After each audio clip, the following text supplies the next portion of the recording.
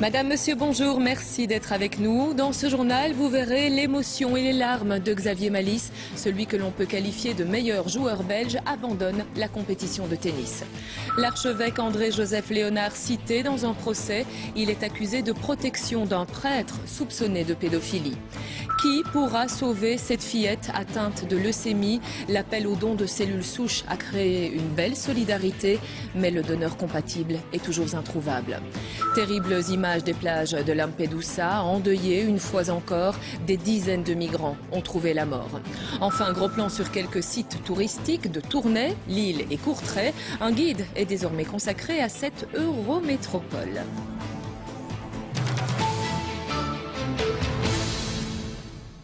Il a fait les grandes heures du tennis belge côté masculin. Xavier Malisse abandonne désormais la compétition. Il raccroche sa raquette et tire le bilan d'une carrière en demi-teinte.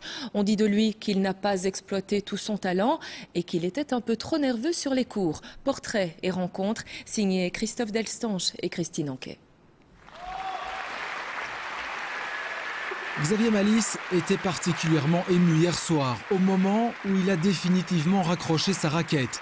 Il a voulu remercier ses fans, ses proches, son papa malade, mais surtout sa maman, disparue il y a 3 ans.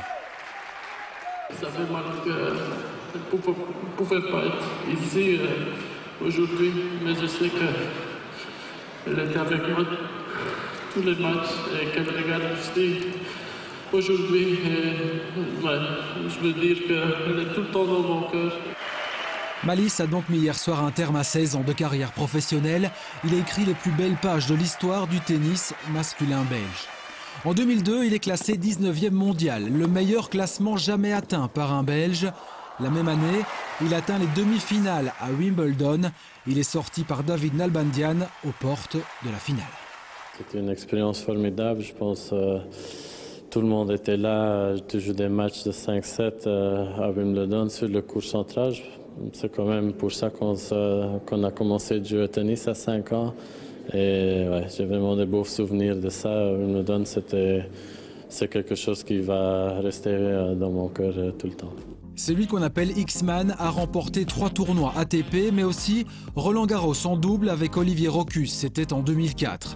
Il est considéré comme un des joueurs les plus talentueux du monde, capable de gagner contre n'importe qui. Il bat tous les grands, Federer, Nadal ou encore Djokovic. Mais le Belge manque de régularité, il est souvent blessé et son mental est instable. Il est connu pour ses pétages de plomb. Avec un mental plus fort, il aurait sans doute pu remporter un tournoi du Grand Chelem, mais sa carrière reste néanmoins exceptionnelle. J'ai eu vraiment de bels moments, aussi de bels contacts avec des gens. Ouais, vraiment, j'ai rencontré beaucoup de gens qui ont touché le cœur et je pense qu'à la fin, c'est quand même le plus important. À 33 ans, Xavier Malisse souhaite à présent passer du temps avec sa famille et avec ses proches, avant peut-être de devenir entraîneur. Le sport encore, mais quand il se mêle au dopage, cela donne un procès au tribunal correctionnel de Tournai. Bonjour Quentin Warlop, c'est le cyclisme amateur qui est au centre des accusations. Oui, Nathalie, au total, 19 personnes sont renvoyées devant le tribunal correctionnel de Tournai. Il s'agit là de coureurs amateurs, vous l'avez dit, mais aussi d'anciens professionnels qui sont concernés. Alors, qu'est-ce qu'on leur reproche? Eh bien, on leur reproche d'avoir volé, fabriqué, détenu, vendu ou consommé une quantité importante de produits interdits, dont le fameux pot belge. Vous savez, dans le milieu, on appelle ça le dopage du pauvre. C'est un mélange de produits interdits comme les amphétamines, de l'héroïne, de la cocaïne, des anabolisants ou même des antidouleurs. Alors, comment tout ce petit trafic s'organisait? Eh bien, il y avait là 2 filières. L'une qui amenait les enquêteurs aux Pays-Bas et l'autre qui les amenait ici, dans le Hainaut, où une infirmière volait en fait à l'hôpital de Jolimont des produits interdits, des stupéfiants qui servaient ensuite à la confection de produits dopants. Alors, pour les revendre, eh bien, il faisait appel à des cyclistes, dont l'ancien professionnel Pierre Hérine. Il est aujourd'hui en aveu. Je vous propose d'ailleurs d'écouter son avocat.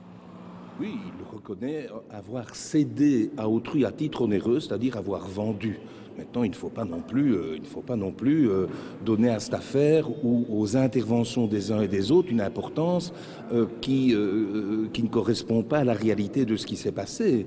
Nous ne sommes pas quand même dans un dossier où il est question d'une véritable organisation avec des médecins qui interviennent, qui organisent la distribution de produits interdits dans des équipes professionnelles. On est quand même loin de tout cela. Alors, pénalement, tous risquent jusqu'à 10 ans de prison, mais le ministère public a requis des peines maximales de 10 mois de prison avec sursis. Merci beaucoup Quentin. Un autre procès avec un citoyen qui accuse l'archevêque de Belgique, André-Joseph Léonard. Il est cité pour avoir protégé un prêtre soupçonné de pédophilie. Au tribunal de Namur, les explications de Sacha Daout. Joël de Villers a été abusé par un prêtre pédophile pendant 2 ans à Aubange. C'était entre 1989 et 1991. C'est le volet civil qui a débuté aujourd'hui. Une action par laquelle Joël de Villers veut d'abord démontrer que l'Église n'a pas pris en compte la gravité des faits.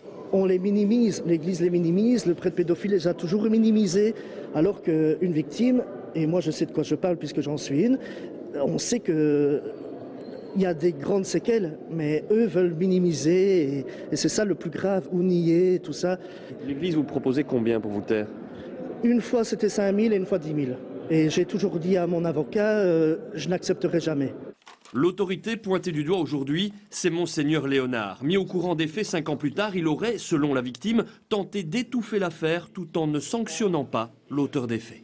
Aucune mesure n'a été prise à l'encontre du prêtre abuseur. On n'a même pas mis en place un système d'aide en ce qui concerne M. de Villers, ou, je l'expliquerai, un système d'aide particulièrement insidieux en lui faisant prendre en charge un tiers de la thérapie, sous-entendu qu'il était responsable comme mineur à l'époque, puisqu'il avait 14 ans, qu'il aurait été responsable de ce qui lui arrivait. Mais M. de Villers, lors de la confrontation, a demandé que des sanctions ne soient pas prises contre M. Hubermont. Alors, peut-être qu'il aurait fallu aller contre sa volonté, mais en tout cas, sa volonté était claire. La seule sanction prise par l'Église fut la mutation de Gilbert Hubermont à Flawin, où il a d'ailleurs recommencé ses attouchements coupables sur d'autres mineurs. Voilà qui rend Joël de Villers plus amer encore. Un élément important a été évoqué ce matin à l'audience. En 2007, le tribunal correctionnel d'Arlon avait condamné l'auteur des faits tout en s'étonnant de l'extrême passivité de l'Église au moment de dénoncer les faits. Et pour l'avocat de la défense, il faut donc tenir compte de ce jugement et considérer que Monseigneur Léonard est bien responsable de cette passivité-là. Le jugement sera rendu le 21 novembre prochain.